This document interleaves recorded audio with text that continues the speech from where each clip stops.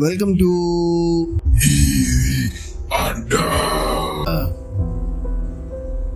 আজকে আমি পড়তে চলেছি আপনাদের জন্য একটা পেঁচির ঘটনা, যেটা একটা বনরক্ষীর ডায়েরি থেকে বানানো হয়েছে। এটা আমারই লেখা একটি ঘটনা। আমি ফার্স্ট পার্সনে এই গল্পটি আপনাদের বলছি। আমার নাম দেবাশিস মল্লিক। 1975 সালে আমি আলিপুরদুয়ারের বক্স টাইগার রিজার্ভে পোস্টেড ছিলাম। তখনও এত আধুনিক সরঞ্জাম আসেনি। থানার সঙ্গে যোগাযোগ হয় মাঝে মধ্যে, হইলেও হতো ওয়্যারলেসে, তাও আকাশ ভালো থাকলে। বনে আলো মানে কেবল লণ্ঠন, আবার খবর মানে খবরের কাগজ। দুদিন দেরিতে আবার পৌঁছায়। শরতের শেষ রাত, মিষ্টি কুয়াশায় বনের পথ ঢাকা। হঠাৎ একটু দৌড়ঝাঁপ শুনতে পেলাম। বন কর্মচারীরা এলো। 3 জন সঙ্গী নিখোঁজ। দুপুরে টহল দিতে গিয়ে আর ফেরেনি। ওয়্যারলেসে কেবল দম বন্ধ করা চিৎকার শোনা যাচ্ছিল। আমি হাতে রাইফেল, কাঁধে লণ্ঠন নিয়ে বেরোলাম, সঙ্গে 2 জন হেল্পার। কিন্তু কয়েক গজ যেতেই বাতাস থেমে গেল। কোনো ঝিঝি নেই, কোনো হরিণের খুর নেই, কেবল দমচাপা নীরবতা। ঘণ্টাখানেক পরে আমরা পৌঁছলাম শুকনো শাল গাছের বনে। লন্ডনের আলোয় দেখি 3টে দেহ ঝুলছে উল্টো করে। চোখ নেই, বুক ফাঁকা, ভেতরে শূন্য। ঠোঁট কেটে জিভগুলো ঝুলছে লম্বা হয়ে। আমি যেন শ্বাস নিতেই পারছিলাম না। ঠিক তখনই দূরে শোনা গেল সুর এলো গুনগুন, মেয়েলি গলা, কিন্তু সুরে ফাটল, এক ধরনের বিদ্রুপ, যেন রেডিও টেকনিক্যাল ইস্যু। লণ্ঠন তুলতেই দেখলাম এক মহিলা দাঁড়িয়ে, ভেজা সাদা শাড়ি, কাঁধ ভর্তি চুল, কিন্তু শরীরের ভঙ্গি অস্বাভাবিক।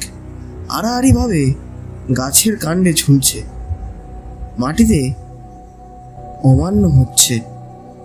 ঠোঁট চেরা, দাঁত সারি সারি ধারালো। আমার বুকে ঠান্ডা হাওয়া বয়ে গেল। দিদিমার মুখে শোনা গল্প মনে পড়ল।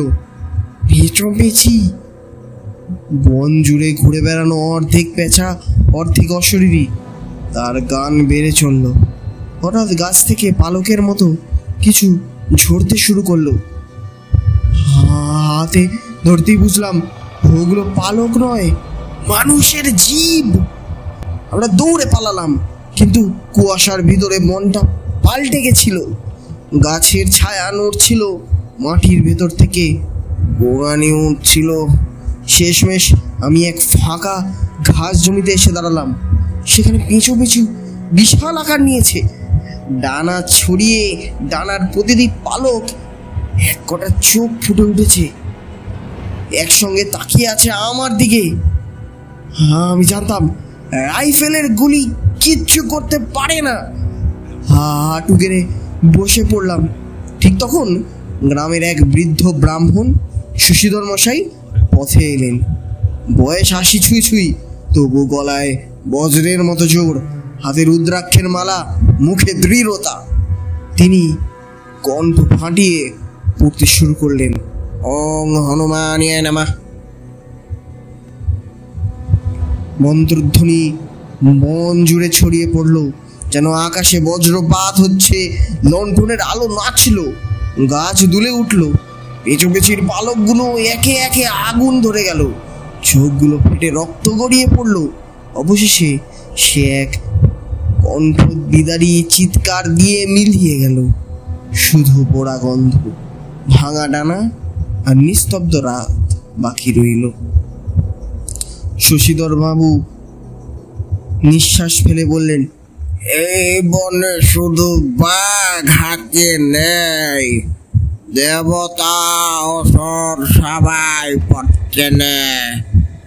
ভয় করলে মরবে, ভক্তি করলে বাঁচবে। আমি সেই রাতের পর থেকে আর অন্ধকারে বনে ঢুকিনি। তবু মাঝে মাঝে কানে আসে একটা ভাঙাচোরা গান। আর জানি পেঁচি পুরোপুরি গেছে তা নয়, সে অপেক্ষায় আছে। ভালো লাগলে লাইক করুন, শেয়ার করুন এবং সাবস্ক্রাইব করুন আমার চ্যানেলটি। আরো এরকম অচেনা অজানা গল্প শুনতে, যা হয়তো আপনি অন্য কোনো দিন শোনেননি। ধন্যবাদ। আপনাদের জন্য আরেকটি গল্প আমি পড়তে চলেছি, কারণ আগের গল্পটি একটু ছোট ছিল। লাইক করুন, শেয়ার করুন, সাবস্ক্রাইব করুন আমার চ্যানেলটি ইরি আড্ডাকে। 1985 সালের শীতকাল, উত্তর বাংলার এক অরণ্য শিবিরে আমি ছিলাম দায়িত্বপ্রাপ্ত ফরেস্ট রেঞ্জার। রাতগুলো ছিল ঘন কুয়াশায় ঢাকা, এতটাই অন্ধকার যে নিজের ছায়াটাও আলাদা করে চেনা যেত না। সেদিনও আমি ক্যাম্পের আগুনে হাত ছেঁকছিলাম। ঠিক তখনই প্রথম শুনতে পেলাম সেই শব্দটা। এটা মানুষের গলা নয়, আবার বাঘের ডাকও নয়, যেন কারো ক্ষুধার্ত বুক ফাটা আর্তনাদ। সেই রাতে টর্চ হাতে বন পেরিয়ে এগোলাম। শুকনো গাছের ফাঁক দিয়ে কুয়াশা গিলে দিচ্ছিল আমার আলো।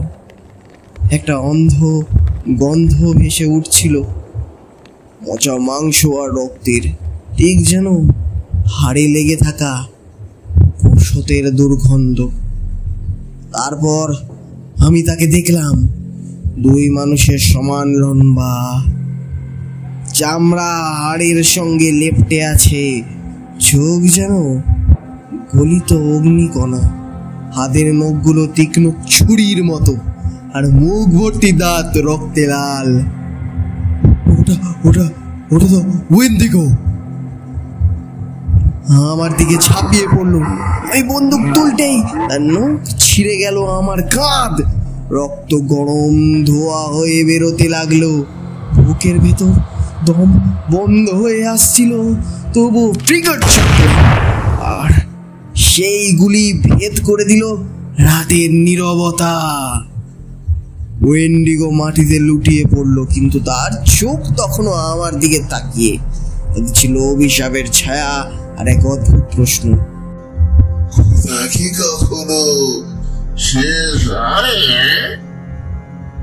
আমি বেঁচে ফিরেছিলাম, শরীরে ক্ষত সেরে গেছে অনেক আগেই, কিন্তু আজও যখন শীতের রাতে হাওয়া গর্জে ওঠে, আমি সে পথে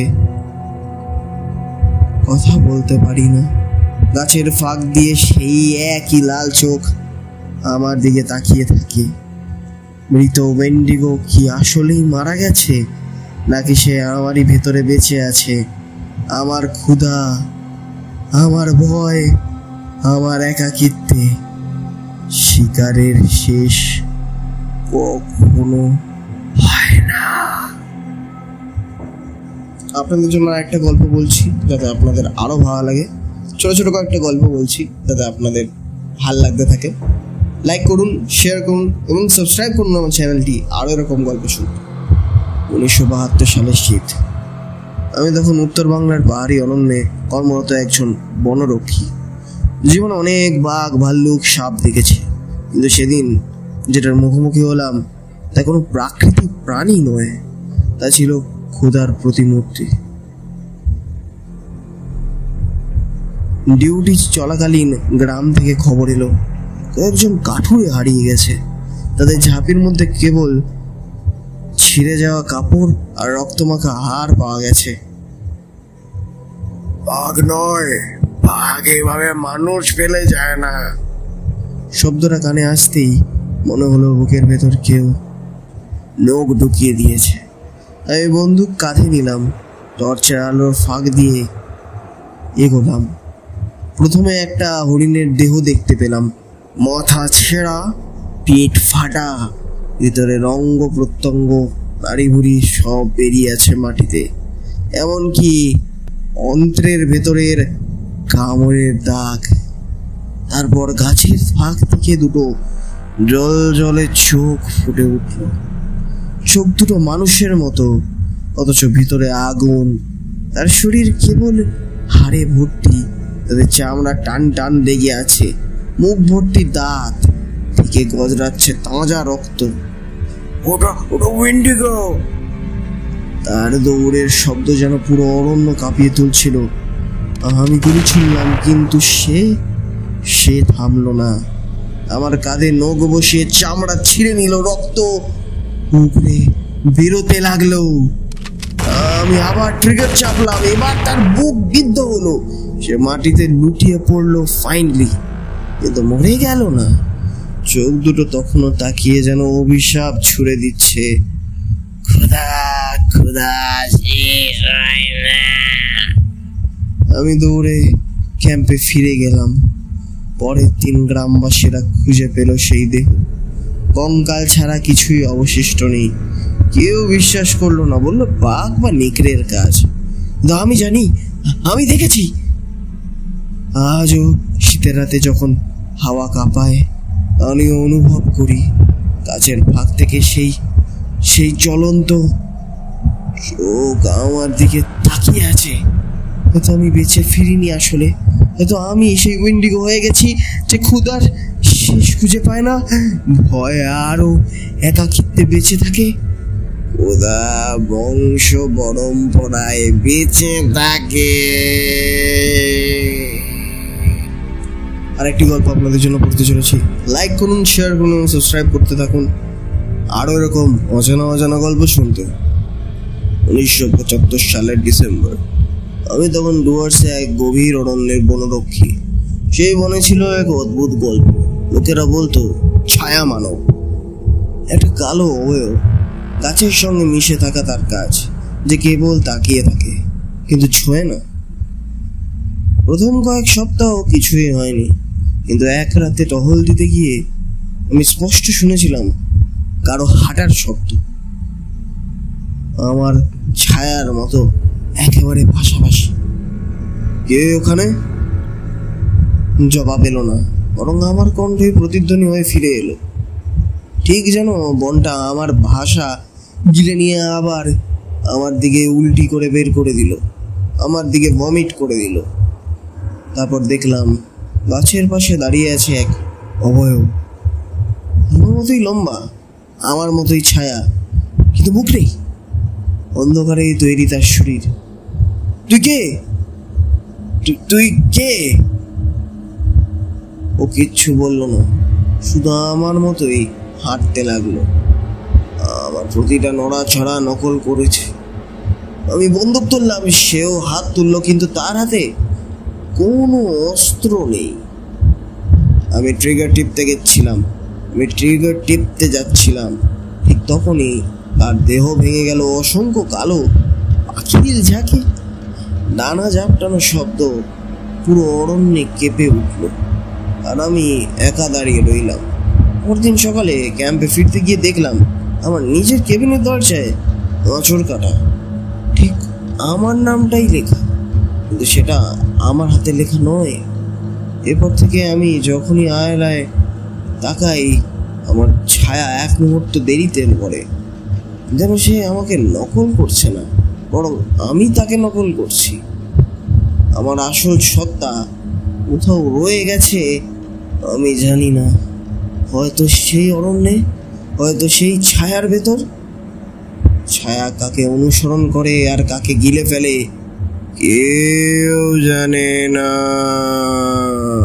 ধন্যবাদ, আজকের জন্য এইটুকুই। ভালো লাগলে লাইক করুন, শেয়ার করুন, সাবস্ক্রাইব করুন আমার চ্যানেলটি, আরো এরকম অজানা গল্প শুনতে, যা হয়তো আপনি আগে কখনো শুনেন।